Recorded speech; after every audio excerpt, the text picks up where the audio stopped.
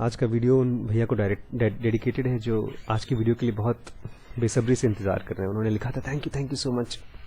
और मतलब मैं चाहूँगा उनसे, मैं कहना चाहूँगा कि आप कृष्णमूर्ति फाउंडेशन चले जाइए, क्योंकि वो कृष्णमूर्ति को पढ़ते हैं।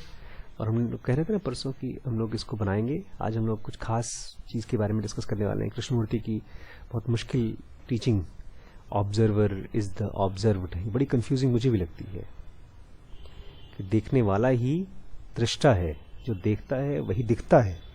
ऑब्जर्वर इज द ऑब्जर्व्ड, कि इसको पढ़ने के बाद दिमाग एकदम कंफ्यूज हो जाता है। अब आखिर कैसे सोचें?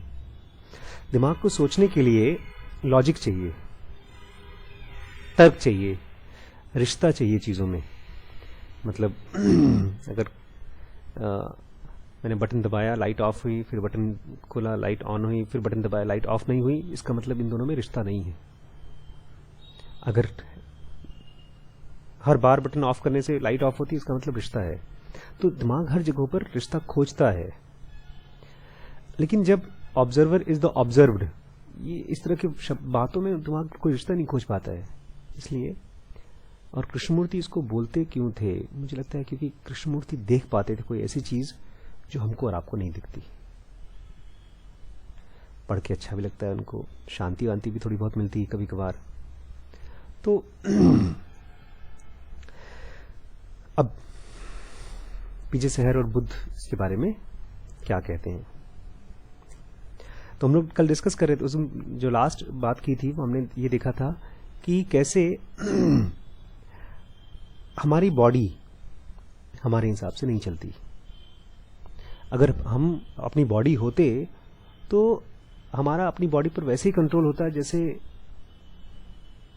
हम चाहते। हर तरीके से हम चाहते रात को लेट तक सोना, 10 दिन तक सोते रहना या 10 दिन तक जगते रहना, कर सकते, क्योंकि हमारी शरीर है। लेकिन ऐसा होता नहीं है। बॉडी की अपनी एक ऐसा लगता है लाइफ है, अलग अलग तरीके से जीती है। हम नहीं हैं, हम कुछ और लगता है। ऐसा लगता है हम लोग कोई और चीज है जो सफर कर रहे हैं बॉडी को। नहीं देखा है, सबसे ज्यादा मुश्किल तब आती है जब आप क्लास में बैठे हैं और टीचर नींद आ रही है। पापा पढ़ाते रहते थे, नींद आती रहती थी। बहुत बार ऐसा काटता था मैं कि कहीं से नींद चली जाए पढ़ते समय, लेकिन बॉडी सुनती कहाँ है। तो इसका एहसास कि मैं इस बॉडी के अलावा भी कुछ हूं, ये होता है थोड़ा थोड़ा। नहीं होता आपको? आपको लगता है आप बॉडी है खाली? कभी ऐसा मन हुआ है कि इस बॉडी से हम वो कुछ करा सकें जो हम चाहते हैं? भाई, डेथ अपने आप में सबसे बड़ी लिमिटेशन है। हम चाहते हैं कि बॉडी जिए, लेकिन बॉडी जीती नहीं है। बल्कि उसमें हम लोग मूवी देख रहे थे ना, एलियन वाली पिक्चर, जो अभी उसमें एक सबसे पहले एक एलियन आती है, नई सी व्हाइट कलर की। सबको सपने में बॉल दिखाई, व्हाइट बॉल दिखाई देती है। तो ये पृथ्वीवासी उसके ऊपर गोली चला देते हैं। तो बाद में पता चलता है वो एक्चुअली हेल्पर थी, वो हेल्प करने आई थी। और बोलती है मैंने आपकी ह्यूमंस को देखा तो मैं समझ गई कि आप तो बहुत पुरानी प्रजाति हैं, हम तो आपसे बहुत एडवांस प्रजाति हैं, स्पीसीज। और अब हम ये फिजिकल बायोलॉजिकल बॉडी में नहीं रहते, हम तो एक इलेक्ट्रॉनिक बॉडी में रहते हैं जो अपने आप को एक्टिवेट कर लेती है, अपने आप को सुला देती है बड़ी अच्छे से। तो सेंस ये है, हमको ऐसा लगता है कि हम इस बॉडी के अलावा भी कोई चीज है। Consciousness and thereby man himself would be the adequate product of conditions of their existence, would find their exhaustive and sufficient cause of them, and would without reminder be comprehended in them। कि अगर हम खाली शरीर होते तो हमको अपने body के बारे में कुछ भी पढ़ना लिखना नहीं पड़ता, सब कुछ पता चल जाता अपने आप। Whence, क्यों? Then arises astonishment at consciousness and of the I thought produced in it, at their own existence and at the whole process producing them। लेकिन ऐसा होता नहीं है। अपनी बॉडी के बारे में, अपने माइंड के बारे में, अपनी लाइफ के बारे में हमको ढेर सारा खोजबीन करना पड़ता है और कंफ्यूज रहते हैं। तो एस्टॉनिशमेंट क्यों है? बट दिस एस्टॉनिशमेंट एग्जिस्ट्स, और ये हर किसी के लाइफ में होता है, ये अचंभा अपने को लेकर। ये सेंटेंस थोड़ा सा ध्यान से सुनिएगा, बिकॉज यही सेंटेंस है जिसने मुझे ये समझाया कि कृष्णमूर्ति और ये एक ही बारे में बात कर रहे हैं। Nor is it mere astonishment of consciousness itself. There is wonder that this consciousness is there, a consciousness, of one who must be standing behind this consciousness. But this astonishment, और ये अचंभा रहता है, और ये जो अचंभा है ये खाली कॉन्शियसनेस का नहीं है। पता है कॉन्शियसनेस क्या है? बड़ी खास चीज है। मैं आज सोच रहा था कि कॉन्शियसनेस के बारे में बताऊंगा तो कैसे बताऊंगा। डायरेक्टली नहीं बता सकता मैं आपको, इसके लिए इनडायरेक्ट होना पड़ेगा मुझे। हम लोग कल बर्थडे में साथ में रहे, किसी को खराब लगा होगा, किसी को अच्छा लगा होगा। तो जो भी अच्छा खराब लगा होगा, एक स्पेस है हमारे मन में, उस स्पेस में हर इवेंट स्टोर होती है, रिकॉर्ड होती है। उसी स्पेस में से हम निकाल निकाल के उस इवेंट को याद करते हैं। तो ये जो कॉन्शियसनेस है वही स्पेस है, चेतना जिसको बोलते हैं। अभी जो कुछ भी हो रहा है, मेरी बातें सुन करके आपके ब्रेन में एक खाली जगह है, वो उसको रिकॉर्ड, अपने में रिकॉर्ड कर ले रही है। और वो खाली जगह इतनी साफ सुथरी है कि रिकॉर्ड करने पर भी वो अपनी रिकॉर्डिंग की एबिलिटी खत्म नहीं करती। उसमें रिकॉर्डिंग की एबिलिटी रहती है, हर समय रिकॉर्ड ही करती रहती है, रिकॉर्ड करती रहती है। ये जानवरों में नहीं होता, मतलब उस हद तक नहीं होता जिस हद तक आदमी में होता है। कहते हैं एलिफेंट्स में होता है, भाई कुत्ते भी सुनकर पहचानते हैं, तो इसका मतलब थोड़ा बहुत मेमोरी तो उनके अंदर होती है। लेकिन हमारी जो कॉन्शियसनेस है, हमारी जो चेतना है, उसमें यहां तक की मेमोरीज जो हमारी नहीं है, मतलब कल्पनाएं, फिल्म्स जो हम बनाते हैं या जो प्लानिंग करते हैं, ये उन्हीं शब्दों को इकट्ठा करके हम ताने बाने बुनना शुरू कर देते हैं। तो ये कॉन्शियसनेस काफी कॉम्प्लेक्स चीज है जो हम यूज करते हैं रोजमर्रा की लाइफ में। ऐसे हाथ यूज करते हैं, नाक यूज करते हैं, आंखें यूज करते हैं। ऐसे ही हम यहां बैठे बैठे इस समय हमारे आसपास जो भी हो रहा है उसको स्टोर करते हैं। तो जिस स्पेस में हम उसको स्टोर करते हैं उसको हम क्या बोलते हैं? कॉन्शियसनेस। तो ये कह रहे हैं, लेकिन ये जो अचंभा है ये खाली कॉन्शियसनेस का अचंभा नहीं है, उस स्पेस का जहां पर हम सब स्टोर कर पाते हैं। देयर इज वंडर, एक हमारे अंदर में एक तरह का वंडर है। वंडर समझते हैं क्या होता है? वाओ। जब रिम्पी कहती है जब तुम ताजमहल को पहली बार देखोगे आशु तो बोलोगे वाओ, 7 वंडर्स बोलते हैं ना, इसमें से एक वंडर है। तो एक वाव तरह की फीलिंग आती है that this consciousness is there, कि ये ऐसी कोई चेतना हमारे अंदर है। किसकी चेतना? A consciousness of consciousness. एक स्पेस है, उस स्पेस के बारे में भी हम अवेयर हैं, जानते हैं कुछ है। Of one who must be standing behind this consciousness. अब देखिए 2 बार कॉन्शियसनेस वर्ड यूज किया तो बड़ा कंफ्यूजिंग सा लगा। शीशे में देखा है, एक बार 2 शीशे को एक दूसरे के सामने खड़ा कर दीजिए तो क्या होता है? अनगिनत शीशे दिखाई देते हैं। कॉन्शियस एक अंग्रेजी वर्ड भी है। जब हम किसी चीज को अचानक से याद आ जाती है, अरे, तो उसको हम बोलते हैं हम कॉन्शियस हैं। अरे तुम होश में हो? नहीं, हम लोग बोलते हैं हम अनकॉन्शियस हो गए। फिर अचानक याद आता है कि नहीं, ये तो वही जगह है जहां पर मैं रहता हूं। या तो ये कौन सा टाइम है, बोलते हैं आदमी को, कहते हैं कि ये तो आदमी अपनी याददाश्त खो बैठा है, मैं कहाँ हूं, मैं क्या टाइम हो रहा है, कौन सा साल चल रहा है। तो याददाश्त आपके ब्रेन के एक जो रिकॉर्डिंग है, क्लीनियर रिकॉर्डिंग हो रही है सब कुछ, उस रिकॉर्डिंग से अगर डिस्टर्बेंस हो जाता है तो हम लोग कहते हैं वो अनकॉन्शियसनेस। तो जानना किसी चीज का, तो हमारी जो, अब हम लोग यहां बैठे हैं बुद्ध के बारे में पढ़ रहे हैं, क्यों पढ़ रहे हैं? क्योंकि हमको हो सकता है बहुत स्ट्रांगली ना हो, लेकिन फिर भी थोड़ा बहुत ही सही ये है कि मेरे अंदर कुछ तो है जो हर चीज के पीछे खड़ा रहता है, हर चीज को विटनेस करता है। बुद्ध भी बोल रहे हैं तो मुझे लगता है बोल रहे हैं तो होगा जरूर, ऐसा नहीं होता कि हम छोड़ देते, नहीं है, छोड़ो। तो कॉन्शियसनेस ऑफ कॉन्शियसनेस भी है, कोई खास चीज है उसके बारे में भी हमको एहसास है। There is a wonder that consciousness is there, हमको पता है, a consciousness of one who must be standing behind all this consciousness. जो भी हम जो कुछ भी होश हवास है उसके पीछे भी कोई होशदार चीज है। There is a great wonder as to how the body, एक बहुत हमारे अंदर में वंडर अगर नहीं है तो लाइए। अगर आप नहीं इस चीज का अचंभा करते हैं, जो भी लोग बड़े डिप्रेशन में जाते हैं, दुखी होते हैं कि अरे यार क्या फायदा इस जिंदगी का, देखिए क्या, देखिए दैट हाउ दिस बॉडी, ये शरीर कैसे with this sensuality and consciousness, ये पूरा आंख नाक कान सब, और ये कॉन्शियसनेस वाज एक्वायर्ड, ये इकट्ठी कैसे हुई। How for the matter I ever got into this world, के मैं इस दुनिया में घुसा कैसे? उस एलियन की तरह सोचिए कि कैसे, अगर मैं एलियन हूं तो मैं कैसे घुसा? इस क्वेश्चन का आंसर किसने दिया है?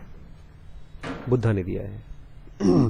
The Buddha provided the answer of this mystery.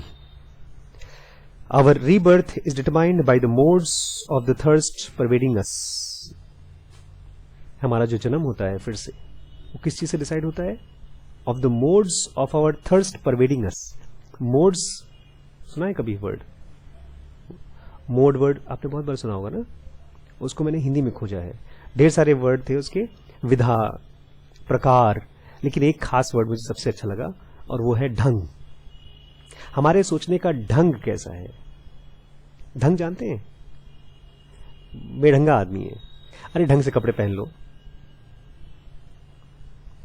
ये कैसे मालूम पड़ता है कि हमारी सोचने का ढंग कैसा है? अगर आप ऐसे बैठना चाहें जिस समय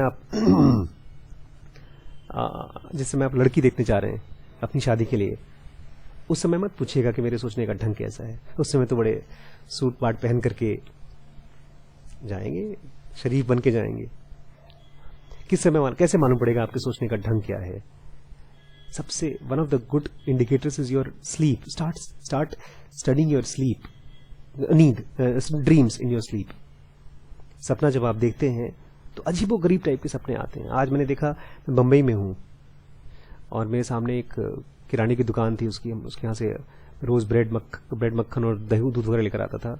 उसकी खूब बड़ी सी दुकान हो गई है और मैं उसको देख करके थोड़ी सी ईर्ष्या हो रही है, थोड़ी सी खुशी हो रही है कि यार बताओ, हम तो यहाँ के गरीब रह गए, इतना अमीर हो गया।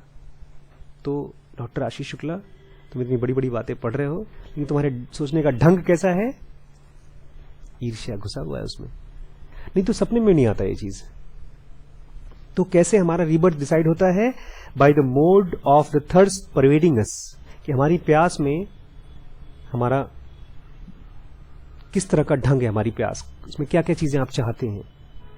Because this thirst leads to the seizing of a germ congenial to it, क्योंकि यही प्यास उस जर्म को पकड़ती है, सीज करती है, नहीं पुलिस सीज करती है जो उसको कंजेनियल है।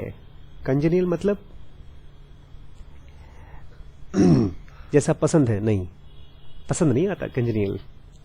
भाई मुझे भी बड़ी फोर्ड, अरे नहीं कौन सी कार पसंद है, रोल्स रॉयस पसंद है, मर्सिडीज पसंद है, लेकिन मिलती तो नहीं है। कंजेनियल कौन सी है? कंजेनियल है अनुकूल, एक जाति का अनुरूप। हम यहां बैठे हैं सब, कल हमने सबने एंजॉय किया बर्थडे पार्टी। अगर मैं कल 4 या 10 बड़े बड़े लोगों को बुला देता, जितने बच्चे आए हैं सबके पापा मम्मी भी आएंगे, तो आप दोनों और मैं, ऐसा लगता है जैसे हम लोग कुछ है ही नहीं, बगल में कोने में बैठे रहते, एट होम नहीं फील करते। तो किस तरह के थॉट्स के साथ एट होम है आप, वैसे ही वो सीज करता है जर्म। इसलिए हमारा काम क्या है आध्यात्म में, स्पिरिचुअलिज्म का पूरा गोल क्या है? द टास्क इज टू ये बहुत इंपॉर्टेंट सेंटेंस है, इसलिए मैं चाहता हूं मैं आप ध्यान दें। काम क्या है doctor Ashish Shukla? The task is to refine this thirst in order to transform it. ये मेरे विचार जो हैं, या जो मेरा ढंग है सोचने का, इसको रिफाइन करना होगा। रिफाइन मतलब और शुद्ध और साफ। To refine this thirst in order to transform, ताकि मैं उसको बदल सकूं। And this is achieved by so shaping those creative mental actions that the transformation is accomplished. तो जो आपके माइंड के एक्शंस हैं, जो दिमाग कुछ भी जो खेल करता है, जो कूद फांद करता है, जिस तरह से चलता फिरता है, उसको चेंज करके ही ये पॉसिबल हो पाएगा। He who intends to form his next existence in a more favorable way and therewith settle after death in a world to which he may look forward must cultivate with an iron determination those productive mental actions which will guide his thirsting will in the desired direction. ये तो मैं ऐसा करूंगा कि जितने लोग suicide करना चाहते हो उन सब के लिए ये गवर्नमेंट की तरफ से रूल बनाऊंगा। भाई इसको पढ़ो। अगर मरने वाले हो तो पहले डिसाइड करो, जाकर वो ऑनलाइन फॉर्म भरो, ये पढ़ो, उसके बाद जाके मरो। हर बंदे को मरने से पहले इसको पढ़ना चाहिए। क्या? जो चाहता है, क्योंकि जो भी आदमी मरना वरना चाहता है ना, वो सोचता है कि ये झंझट से खत्म हो जाए और नया झंझट, अच्छी वाली झंझट, क्या पता नहीं। कह रहे हैं जो भी चाहता है intends to form his existence in more favourable way. Favourable way मतलब आप मुझसे एक फेवर चाहते हैं, आप ये चाहते हैं कि आपका काला धन 2000 रुपए मैं अपने अकाउंट में डाल के उसको सफेद बनाऊं और आपके घर परिवार वालों को उसके बारे में पता न चले। दिस इज फेवरेबल, जहां पर आपको आसानी हो, फेवर। तो ऐसा इंसान जो अपनी अगली जिंदगी चाहता है कि फेवरेबल हो, उसके लिए आसान हो, जैसा वो चाहता है वैसी हो, and there with settle after death in a world to which he may look forward. और वो चाहता है अगली लाइफ में ऐसी जिंदगी मिले जिसको वो लुक फॉरवर्ड करे। लुक फॉरवर्ड मतलब छुट्टियों को हम लुक फॉरवर्ड करते हैं। अरे जल्दी जल्दी जल्दी, श्रीश की हालत खराब थी 2 दिन पहले से, अरे पापा बर्थडे आने वाला है, बर्थडे आना। तो लुक फॉरवर्ड, ऐसी जिंदगी जिसको आप, अगली जिंदगी ऐसे जिसमें हम वो अच्छी वाली जिंदगी में हम जा सकें। उसको क्या करना होगा अगली जिंदगी को, अच्छी जिंदगी को पाने के लिए? उसको कल्टीवेट करना पड़ेगा, खेती करनी पड़ेगी। किस तरह से करना पड़ेगा? With an iron determination. Iron determination मतलब इसको कोई हटा ना सके। मेरे पिताजी ने मुझे खूब डांटा। एमबीबीएस का टाइम था, 3rd ईयर, पढ़ाई का खूब टाइम था उस समय, एग्जाम वगैरह होने वाले थे। और मैं क्या कर रहा था पता है? मैं जाकर एक मेडिटेशन शिविर में बैठ करके ध्यान करके आया था। माँ बाप को नहीं बताया था मैंने, चुपके से। घर पहुंचा तो खबर पहुंच चुकी थी। कुछ प्यारे दोस्त होते हैं, वो आपका भला चाहते हैं। ऐसे मेरे ढेर सारे एमबीबीएस दोस्त मेरा भला चाहते थे। जो कुटाई हुई मेरी, लेकिन जब माँ बाप ने कूट दिया, हाँ पिटाई जो हुई मेरी, फिर पिताजी की। लेकिन मेरे मन में ये चल रहा था कि मार पीट लो, लेकिन जो मैंने ध्यान किया है उससे जो मुझे मिला है वो पढ़ाई लिखाई से नहीं हो सकता। और वो डिटर्मिनेशन ऐसा भी नहीं कि मैं उसको खूब पकड़ के बैठा हूं, छोड़ूंगा नहीं। वो अब रोज रोज इकट्ठी होती जा रही है, रोज बढ़ती जा रही है। तो ऐसा डिटर्मिनेशन जिसको कोई डिस्टर्ब न कर सके, कल्टीवेट करना होगा, एक खेती करनी होगी। Those productive mental actions which will guide his thirsting will in the desired direction. ऐसे बेसिकली ये कह रहे हैं कि ऐसे थॉट्स इकट्ठे करो, बार बार इकट्ठे करो, ताकि आपको अगली लाइफ में सही लाइफ चूज करने के लिए आपके ढंग सही हो। अभी क्या है, अभी तो हम कभी कभार अच्छे विचार आ जाते हैं, ज्यादातर समय तो डिस्टर्ब थॉट्स ही होते हैं। एक डिस्टर्ब्ड आदमी सही चॉइस नहीं कर सकता। बहुत से लोग आते हैं पेशेंट हमारे पास, उनको आजकल सिस्टाइटिस की बड़ी कॉमन प्रॉब्लम होती है। सिस्टाइटिस मतलब पेशाब की थैली का इन्फेक्शन। और सबसे कॉमनेस्ट कॉज क्या है पता है? गंदे टॉयलेट यूज करना। जब गंदे टॉयलेट यूज करते हैं तो उसमें बैक्टीरियाज पनपते रहते हैं। तो वो चीज, जब आप बाथरूम को जाते हैं, मान लीजिए पब्लिक टॉयलेट गए, वहां पर गंदगी रहती है, तो थ्रू योर यूरिन, जहां से हम यूरिन करते हैं, उस रास्ते से ऊपर पेशाब की थैली में इन्फेक्शन हो जाता है। बहुत कॉमन होता है। तो अब हम क्या बता सकते हैं, हम क्या कर सकते हैं? वो डिस्टर्ब आदमी जो बीमार है, आपको क्या लगता है वो सही चॉइस कर पाएगा? एक बीमार आदमी होता है, उसको खांसी आ रही है। एक बच्चा होता है, बीमार है, खांसी आ रही है, उसको ठंडा ठंडा पानी पीता है और दवाई पीने का मन नहीं करता, कड़वा होती दवाई। तो जब हम मरते हैं उस समय हमारी हालत ऐसी होती है जैसे एक आदमी बहुत ज्यादा बीमार। ये कह रहे हैं कि अपने थॉट्स को इतना इकट्ठा कर लो, उस टाइप के थॉट्स जो आप चाहते हैं अगले जन्म में। अब थोड़ा सा देखिए अगले जन्म में क्या होता है।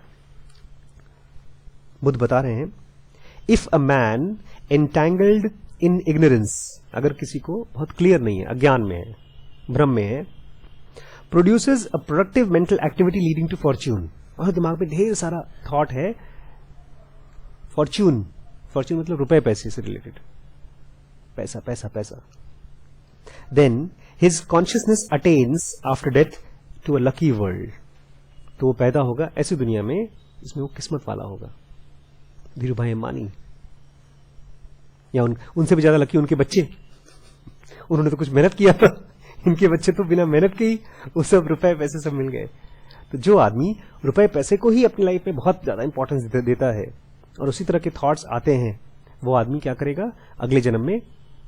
और इसके शुरू में बड़ी अजीब चीज लिखी है, उन्होंने लिखा है मैन एंटैंगल्ड इन इग्नोरेंस, अज्ञान में फंसा हुआ आदमी। क्यों भाई, जो आदमी रुपए पैसे कमाएगा अज्ञानी होगा वो आदमी? बट बुद्ध के हिसाब से है if he produces a mental activity leading to, और ऐसे ही जो आदमी दुखी है, बहुत ज्यादा, बहुत डिप्रेस्ड है, वो आदमी जब जिस तरह के थॉट्स कल्टीवेट करता है उसकी वजह से उसको कैसी दुनिया मिलती है, मिसफॉर्च्यून वाली, अनलकी वर्ल्ड, जहां पर हर चीज उसको। अब देखिए, आपने बड़े सोच समझ करके सुसाइड किया था लेकिन उल्टा असर हुआ।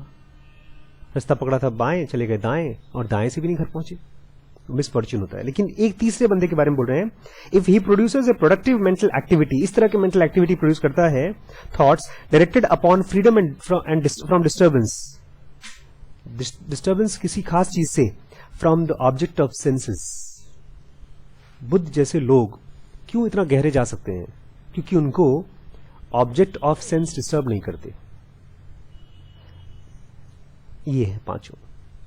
हमको कोई अच्छे कपड़े चाहिए, भाई हम नहीं रोक पाते अपने आप को अच्छे कपड़े, अच्छा खाना से, लेकिन बुद्ध चले गए छोड़ छाड़ करके, सन्यासी बन गए, भिक्षु बने। उनके बारे में कहा जाता है कि वो चाहते तो राजा बन सकते थे, लेकिन छोड़ छाड़ करके भिक्षु क्यों बन गए, भिखारी क्यों बने? उनको सेंसेस का कोई डिस्टर्बेंस नहीं होता होगा। और हम लोग उनकी बड़ी महानता की गाने गाते हैं। उन्होंने ऐसी बॉडी पाई इस लाइफ में कि उनको सेंसेस की डिस्टर्बेंस नहीं हुई। ऐसा इंसान then his consciousness attends to the world free from disturbance. ऐसे इंसान को अगले जन्म में ऐसी लाइफ मिलती है जिसमें उसको डिस्टर्बेंस नहीं होती। आपके कृष्णमूर्ति को देख लीजिए, चाहते तो खूब पैसे पैदा कर सकते थे, लेकिन उनके मन में चाहत ही नहीं पैदा हुई। बोलते थे हमारी बहुत जरूरतें नहीं है, वॉक करते रहते थे, देखते रहते थे बस आसपास पेड़ पौधा, यही देखना ही उनके लिए चाहत थी। Buddha makes it clear, Buddha इस बात को एकदम साफ कर देते हैं, everything depends upon our mode of thinking. हमारी लाइफ की हर चीज किस चीज पर डिपेंड करती है? हमारे सोचने के ढंग पर, किस तरह से हम सोचते हैं। From thinking all things have their start, सोचने से ही सारी चीजें शुरू होती हैं। By thinking they are directed, सोचने से ही चीजों को हम डायरेक्ट कर पाते हैं। By thinking they are created, सोचने से ही हम उनको क्रिएट कर पाते हैं। हिम हु स्पीक्स और acts according to perverse thinking, वो इंसान जो सोचता है या बोलता है या करता है परवर्स थिंकिंग के हिसाब से। परवर्स मतलब विकृत, टूटी फूटी, खराब, बिगड़ी, इसके विचारों में टूटा फूटा, अरे तू मर जाएगा, अच्छा इसने मुझे नुकसान पहुंचाया था, एक तरह की टूटी हुई विचार है। क्योंकि अगर कोई आदमी मर जाएगा जिसने तुम्हें नुकसान पहुंचाया तो उससे तुमको कुछ नहीं मिलने वाला। इलॉजिकल थॉट है, बट फिर भी ऐसे थॉट्स आ रहे हैं हमारे मन में। ऐसे इंसान को क्या होता है? ही सफर्स, फॉलोज सफरिंग, उसके पीछे सफरिंग आती है। Like the wheel follows the draught animal's hoof. Draught animal मतलब जो जानवर होते हैं ना, जो बैलगाड़ी टाइप के, तांगे बैलगाड़ी, उस जानवर के जो हूफ मतलब पैर, उसके नीचे जो खूंट होते हैं, उसके पीछे पीछे जैसे पहिया आता है, ऐसे ही जिसके विचार परवर्ट होते हैं, ठीक नहीं होते, उसके पीछे पीछे सफरिंग आती है। बड़ा सिंपल है, इसमें ये नहीं है कि आपको अच्छाई करनी होगी, नहीं बुराई करो करो, लेकिन उसके पीछे पीछे तुम्हें डिस्टर्बेंस होगा। लोग सोचते हैं कि ऐसा होता नहीं है। लोग सोचते हैं ये दुनिया जो है ना, बस ऊपर ऊपर से देखने में अच्छी है, अंदर पीछे कुछ भी करो तो चलता है। लेकिन सिंपल मैथमेटिकल रूल है, बिना कपड़ों के बाहर जाइए, सर्दी होगी। ऐसे ही डिस्टर्ब्ड परवर्ट थॉट्स लेकर आइए तो क्या होगा? सफरिंग होगी। As simple as that. In thinking have all things their root, विचारों में ही हर चीज का जड़ है। By thinking they are directed, by thinking they are created. दोबारा कहते थे बुद्ध, हर बात को दो दो बार, तीन तीन बार रिपीट करते थे। हो सकता है कोई आदमी पहली बार मैंने सुन रहा हो, कहीं और सोच रहा हो। हिम हु स्पीक्स और acts according to pure thinking, और जो इंसान प्योर थिंकिंग के हिसाब से सोचता है या एक्ट करता है, फॉलोज वेल बीइंग, उसको वेल बीइंग मतलब खुशी, अच्छाई, फॉलो करती है जिस तरह से शैडोज फॉलो हिम, जैसे कि किसी की छाया उसके पीछे फॉलो करती है। बड़ी दिक्कत आ गई। अब मन में आया गुस्सा, मन में आया फ्रस्ट्रेशन, लेकिन तो बुद्धा ने कहा है ये साफ साफ सोचो, नहीं तो तुम्हें फ्रस्ट्रेशन आएगा, सफरिंग आएगी। सर मैं क्या करूं, मुझे गुस्सा भी आ रहा है, मैं सोचना नहीं चाहता वैसा। ये शुरुआत है। जब आपको एहसास हो गया कि घर में कचरा है तो धीमे धीमे उसको साफ करना शुरू करें। एक ही दिन में मत करिए कि आज ही सारे के सारे थॉट्स ठीक हो जाए। ये जानिए मोटे मोटे में मुझे अब सारे काले धन को वाइट कर देना है। जो काले धन मतलब परवर्ट थॉट्स को। Whatsoever there are of unwelcome things, जो भी लाइफ में अनवेलकम चीजें हैं, बुरी चीजें हैं, एट फर्स्ट वो चालू कैसे होती हैं? At first arises the thought about them. सबसे पहले हमारे मन में उनकी थॉट आती है। And the unwholesome things are subsequent to them. और फिर उसके बाद दुख वुख तो उसके बाद आता है, पहले उसका विचार आता है। आप नहीं समझे, जो आदमी गवर्नमेंट जॉब खोज रहा है, क्यों? घूस मिलेगा खूब, तो पहले तो विचार में ही आ गया घूस ना। जो आदमी सोचता है कि मैं उसके 10 रुपए चुरा लूं, चोरी करने के बाद उसके रिजल्ट आएंगे, लेकिन शुरुआत तो थॉट से हुई। थॉट आया, उसके बाद उसके लिए कन्विंस हुए, फिर वो एक्शन किया, फिर एक्शन का जो रिजल्ट होगा रिजल्ट होगा। रिम्पी से मैं बता रहा था आज की, एक भाई साहब थे, वो हम लोग को बचपन में, हमारे बड़े भाई थे, कजिन, तो हम लोग छोटे छोटे थे, हमारे पड़ोस में वो भैया के बारे में बताया था जो मोटे से हैं, जिन्होंने बड़ी सी BMW खरीद ली है। वो खूब मोटे से थे, हम लोग छोटे पतले से थे। तो जब भी कुछ गुस्सा वुस्सा आता था तो हमको पीट पाट देते थे, गाली गलौज कर देते थे, तो कुछ नहीं कर पाते थे, डरते थे। तो मैंने अपने बड़े भाई को बताया, कजन को, बोलते अरे यार आसान है। बोलते क्या? बोलते उठा के पत्थर मारा करो, दूर चले जाया करो, पत्थर मारा करो। पत्थर मारने में क्या मोटा क्या पतला, मार दिया करो। मैं बाद में सोचता था कि पत्थर तो मार दूंगा, ये गांव से आए थे भाई साहब, ये तो चले जाएंगे। लेकिन आज जब मैं उस जियान को पत्थर मारूंगा तो कल वो जियान क्या नोबिता को छोड़ेगा? तो मैं कॉन्सिक्वेंसेस को सोच के नहीं मारता था पत्थर, खून के घूंट पी जाता था। तो जो भी आपको लगे कि गलत सोचना है, गलत करना है, उसको आप खून के घूंट पीकर खत्म कर दीजिए, क्योंकि वो गलत का लॉन्ग टर्म कॉन्सिक्वेंसेस तो देखिए कम से कम। एक बड़ी नई चीज दी है यहां पे, the organ of thought. Organ कैसे हो सकता है थॉट का? विचारों के कोई ऑर्गन होते हैं, हाथ पैर होते हैं क्या? The organ of thought is the centre of all activities of the senses. कुछ नहीं समझ में आया मुझे, पहली बार में तो समझ में नहीं आया। तो मैंने क्या किया, और थॉट पहले बनाया, एक गोल बनाया, उसको लिखा थॉट, और उसके ऑर्गन बनाया, हाथ पैर सब। चलो कम से कम कुछ तो समझ में आया। The organ of thought is the centre. जो थॉट के जो हाथ पैर हैं वो क्या है? सेंटर है of all the activities of senses. ये आंख नाक कान, एक्चुअली जो हमारे थॉट है ये सेंटर है और ये पेरिफेरी है। आगे समझ में आएगा। इस तरह से thinking is the commander in chief of all the productions which constitute the personality. तो हमारी बॉडी का जो बॉस कौन है? आंख नाक कान सेंसेस नहीं है, बॉस कौन है? Thinking. Thinking is the commander of chief. किसी भी आदमी की जो पर्सनैलिटी है उसको कैसे मालूम करेंगे आप? एक भाई साहब ने लिखा है फेसबुक पे, हमारी प्रोफाइल पिक्चर को और हमारे फोटोज को बहुत सीरियसली मत लीजिए, we do it for fun. अरे भैया वही तो तुम शेयर करोगे जो तुम हो, फन के लिए और क्या करोगे? अगर कोई दारू पी रहा है इसके लिए वो दारूबाज है, चाहे एक ही बार पिए, हफ्ते में एक ही बार पिए। नहीं समझे? हर हफ्ते में मैं आपको 2 बार वहां देखता हूं, वो सामने जो दुकान है, तो आप वही तो हैं, मतलब आप खाली वही नहीं है, और भी बहुत कुछ है, बट वो आपकी लाइफ का एक इंपॉर्टेंट हिस्सा है। मान लीजिए आप मेरे पास यहां पर बैठे और यहां बगल में एक सिगरेट का पैकेट रखा हो, और मैं खाली दिन में 1 सिगरेट पीऊं, बट मैं स्मोकर तो होऊंगा ही। वही कह रहे हैं कि हर आदमी का थॉट ही बॉस है, कमांडर चीफ कौन है? थॉट है। द 5 आउटर ऑर्गन्स, आंख नाक कान, हम लोग पता है क्या बड़े चालाक होते, बोलते सर मैं रोकना तो चाहता हूं बट रोक नहीं पाता हूं, ये जो मेरी जुबान है ये रुकती नहीं सर, मुंह में पानी आता है जब मैं स्वादिष्ट खाना देखता हूं तो। या एक अच्छा कपड़ा देखता हूं तो रोक नहीं पाता हूं अपने आप को, मैं खरीदना ही खरीदना है पे मुझे। जैसे वो भाई साहब हैं, या जैसे एक भाई साहब बैठे थे यहाँ पर, जियो सिम के बारे में बड़े खुश हो रहे थे। अब वो ये कह रहे हैं, या ये भाई साहब जो बड़ा महंगा फोन चाहते थे, वो ये कह रहे हैं कि जैसे ही मेरी आंखें कोई सुंदर चीज देखती हैं, मैं रोक नहीं पाता हूं अपने आप को। इसका मतलब उन्होंने बॉस बना दिया सेंसेस को।